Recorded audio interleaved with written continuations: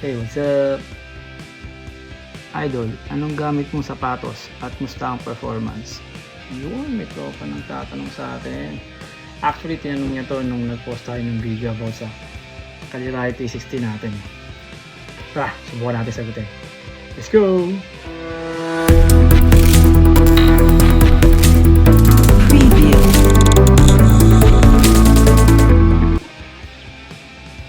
At that time, gamit nating sapatos ay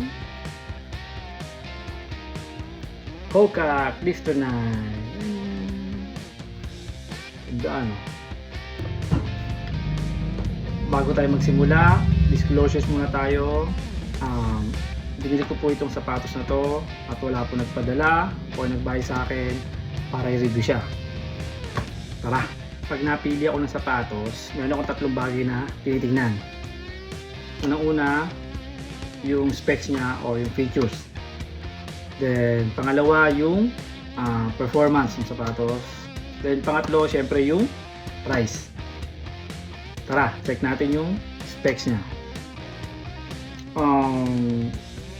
Itong Clifton 9 is mas magang siya kaysa dun sa old version niya na Clifton 8. Meron lang siyang 240 grams or 8 ounce.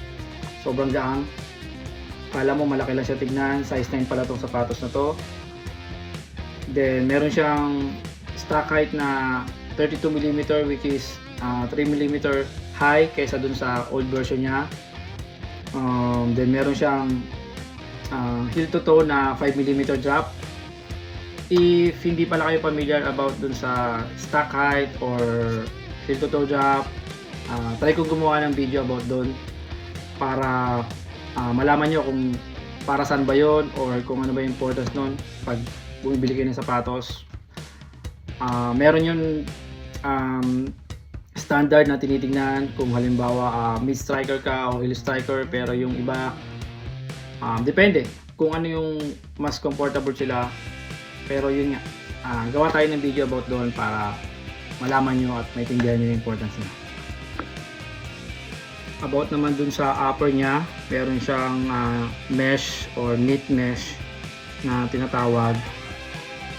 Sobrang breathable siya. Makikita nyo ito, siguro nakikita nyo yung mga line. Itong line, yun yung parang butas-butas, para siyang kulambo. Ito, mga butas-butas na yun, yung paikot. Yun yung breathable area niya. Then mapapansin nyo, ito yung foam, paikot dito sa ankle nyo, talagang makapal, sobrang kapal. Pati yung dila, meron din pala siyang support sa loob.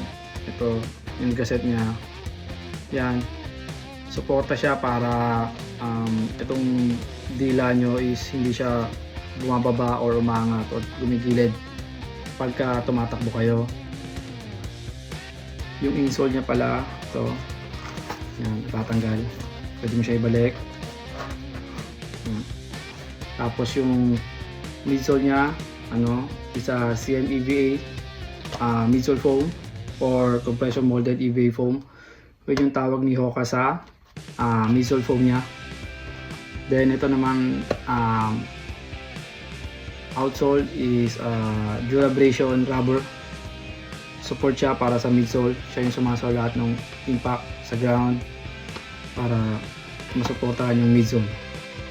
Pagdating pala sa performance, maramdaman mo talaga na sobrang lambot niya dahil dun sa foam, sa cushioning lahat, paikot, at dun sa midsole niya. If first time mong gumamit ng Hoka or hindi ka pa nakagamit, maramdaman mo talaga yung difference niya dun sa ibang sapatos. Sobrang lambot niya talaga, at alam mo yung parang may suot kang unan pag naglalakad ka or pag tumatakbo ka. Mararamdaman mo yung responsive niya dahil dun sa foam niya, lalo na pag ginagamit mo siya pang daily training or mga slow pace, steady pace. Sobrang tibay niya. Meron na siguro siyang mga 300 km mileage sa akin. Nagamit ko na siya ng mga 2 beses sa marathon, 50 kilometers ultra 1 beses. Then LSD, lagi ko siyang ginagamit. Tsaka sa mga daily training ko, mga easy pace ko, nagamit ko din siya. sobrang, tingnan nyo, halos wala pa siyang gas-gas. Yan, dito lang sa ilalim, pero halos buo pa lahat. Yung sa outer sole nya at yung gilid, yan, wala pa. Ikot, hindi ko naman siya masyado nilalaban. Yan, medyo madumi na nga siya ng lagay na yan. Mukhang bago pa rin, matibay siya. Isa yun sa mga reason kaya ito ang napili kong gamitin, yung Kaliraya 360, kaysa dun sa mga pang speedrun ko na sapatos. Actually dun sa Kaliraya, second time ko na siya na nasalihan, kaya medyo kabisado ko yung ruta, na alam ko talaga na rolling siya. Mukhang hindi gagana yung speed shoes ko. Siya ang ginamit ko kasi alam ko na pang LSD ko siya. Then kahit pagod na ako, nararamdaman ko na alam mo yung pag tumatakbo ka, tapos yung pagod ka, tas halos hindi mo na maangat yung paa mo. Dahil sa sole nya, at makita mo malapad yung sole nya. Alam mo yung pag pagod ka na, tapos pag may natapakan kang bato or may lubak na maliit, parang pwede ka matapilok. Ito kasi sa sobrang lapad niya, hindi pa ako pinayaan ito. Kaya ramdam ko na pag ginamit ko siya, kahit paangat o pababa, kakayanin ko. Kaya ito yung napili ko sapatos nung sumali ako sa Kaliraya. At maganda naman naging result. Actually nag-PR din ako doon. Hindi naman tayo elite runner, pero dahil sa sapatos na to, kahit pagod na ako dahil sa rolling ng ruta, hindi ako nagka-injury, at hindi ako masyado nagkaroon ng nakaramdam ng sakit sa paa ko. Talagang sinalo niya yung usually yung mga mostly yung mga impact na galing sa ground. To summarize, sobrang lambot niya, sobrang gaan, at pwede siyang gamitin pang daily training, tempo runs, steady run, or LSD. Ginagamit ko siya.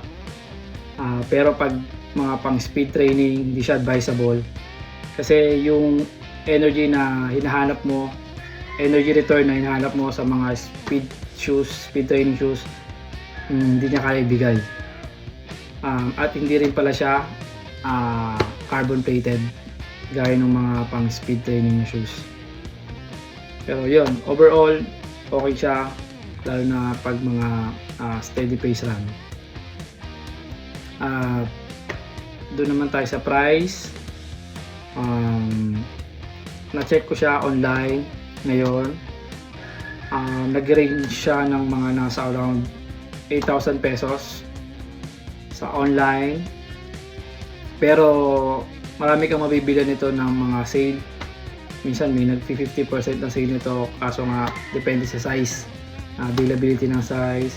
Pero meron, may 50, may 30, may 20% ako nakikita sa online or sa marketplace. Pero yun nga, ang SRP niya is 8,000 pesos. At yun ang quick review natin kay Hoka Clifton 9. At kung may questions kayo or comment about sa mga nasabi ko about kay Clifton 9, just comment down below. Or kung may gusto kayong sapatos na gusto niyo ipa-review sa akin, try natin, subukan natin. Salamat sa panonood at thank you sa pagsama.